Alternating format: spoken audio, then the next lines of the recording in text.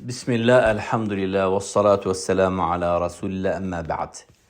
Yoxluq fərziyyəsi, iman və imansızlıq arasında diyaloq. Bu dərsi gördünüz. Elhamdülillah, Allah faydalar etsin. Və bu dərs bilirsiniz ki, debatdır. Deməli, müsəlman bir doktor, elmlər namizədi ilə Londondakı dindən çıxmış mülhid bir ərəb arasında bir diyaloqdur. Və bu doktor görünür Əzhar doktorlarındandır. Çünki orada debat məntiqi debatdır, fəlsəfə üzərinə qurulmuşdur. Deistlərin Qur'ana iman etməsini bildiyi halda Qur'an sitatlarından istifadə eləmir. Amma orada Ali ibn Əbi Talibdən sitat gətirir doktor bu hekayədə. Və Allah razı olsun, kommentlərdə qardaşlarınızdan biri bu məsələyə tənbih elədi. Ona təşəkkürümü bildirirəm buradan. Allah ondan razı olsun. Mən məsələni təzədən araşdırandan sonra bu rivayətin Ali ibn Əbi Talib tərəfindən məşhurlaşmasına rağmen nə qədər də ona nisbət olunsa da rivayətin əsli yoxdur və sihhəti sabit deyil. Bu birinci xata. İkinci xata odur ki, orada Ali ibn Əbi Talibə nisbət olan ifadə Qur'an mənhəcinə ziddir. Bu da göstərir ki, rivayət səhih ola bilməz. O da nə deyir? Rivayətdə deyir ki, o zaman mən deyərəm, ey Allahım, mən sənə nə cəhənnəmdən olan qorxuna, nə də ki, cənnətə olan rəğbətinə görə ibadət etmədim. Mən sənə ibadət etdim, çünki ona görə ki, sən ibadətə layiqsən. Şək yoxdur ki, Allah Teala bütün hallarda ibadətə layiqdir.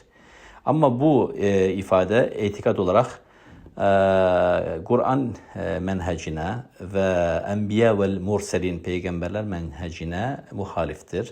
Və Ali ibn Əbi Talibədə nisbət olması mümkün deyil. Zaten isnadı da yoxdur və sihhəti də təsbit olmamışdır. Qur'an mənhəci nə deməkdir? Yəni peyğəmbərlərimiz nəyin üzərində idi? Bütün peyğəmbərlər. Baxın, məsələn, Əl-Ənbiya surəsi 90-cı ayət-i kərimə və ondan öncəki ayətdə Allah Teala Yahya əleyhissalam və digər peyğəmbərlərin hekayəsini zikr edəndən sonra buyurur onlar haqqında. İnnəhum kanu yusari'un fil xayrati və yed'unana ragaban və rahaba. Onlar xeyir işlərdə yarışardılar. Yəni Yahya əleyhissalamın hekayəsi gəlir və bundan öncə peyğəmbərlərin. Onlar xeyir işlərdə yarışardılar və bizə ibadəti, yəni duanı qorxu və ümid arasında edərdilər. Qorxu, yəni əzabından. O da cəhənnəm əzabıdır.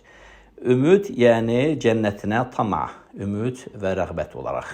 Və kənu lənə xəşi'in və onlar bizə müti qullar idi. Bu Əl-Ənbiya surəsi, bu Qur'anın mənhəci. Bu peyğəmbərlərin və mürsəl olan bütün ənbiyanın və həmçinin bizim peyğəmbərimiz sallallahu əleyhi və səlləm də bu mənhəc üzərində öz ashabını tərbiyə etmişdi. Həmçinin digər ayət-i kərimə Ulaikellezine yed'un yebtağun ila rabbihimul vesilete eyyuhum aqrabu ve yercuna rahmete. Şahid ve yercuna rahmetehu ve yakhafun azabah. Hətta göstərdi ki, Quran-Kərimin mənhəcində əs-səqaleyn, cinlər və insanların da mənhəci, nəinki ənbiya, cinlər və insanların da mənhəci duada, ibadətdə Allahın əzabından qorxmaq və cənnətinə ümid arasında rəğbət və rəhbə, xavf və min əzab və rəhmə. Rəhmət də ki, rəhmətin ümid etmək nə deməkdir? Hədis-i şərifdə gəlir ki, Allah Subhanahu taala buyurur ki, və cənnət mənim rəhmətimdir. Deməli, rəhmətini umarlar, yəni cənnətini, və yaxafuna əzabah və əzabından qorxarlar. Bu da digər ayət-i kərimə, Əl-İsra 57-ci ayət-i kərimə. Həmçinin belə ayətlər çoxdur. Yed'un rabbahum xawfan və tama'a.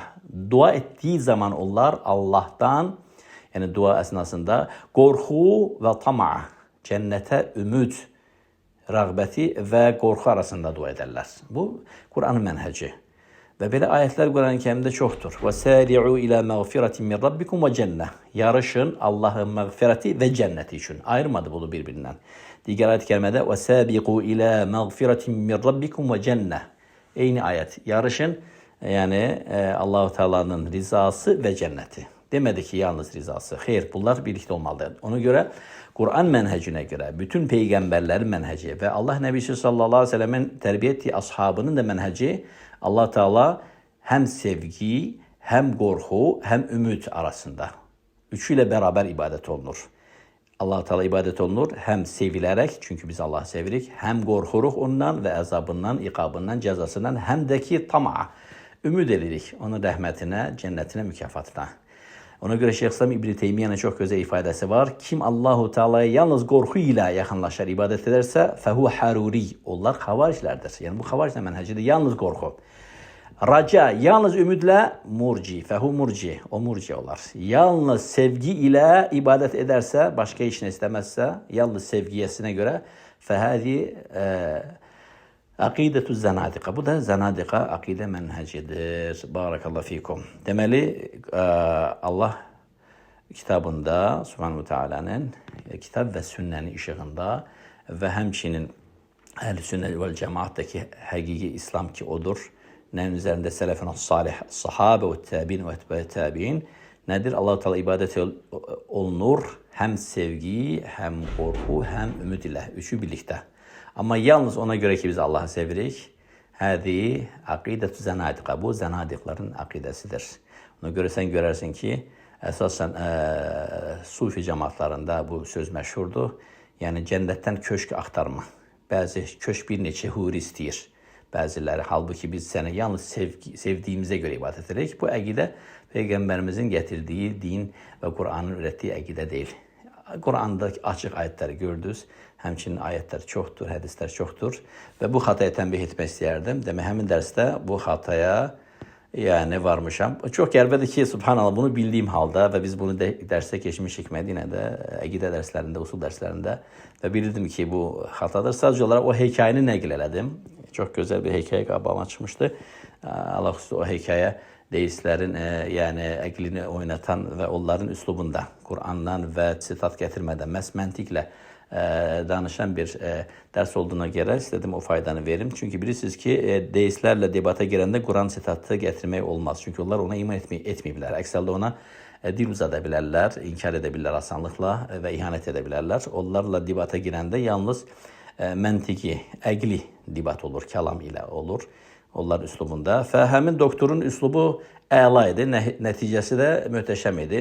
Axırda qalib gəlir və məhzum eləyir öz rəqibini və İslamına daxil olmanı səbəb olur. Amma həmin rivayət, Ali ibn Əbi Talibə olan nisbət rivayət səhih deyil, bu birinci xata.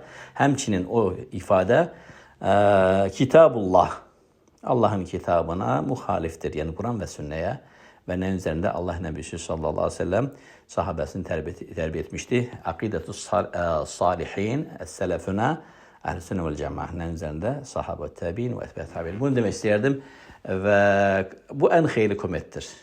Ən gözəl nəsihətdir.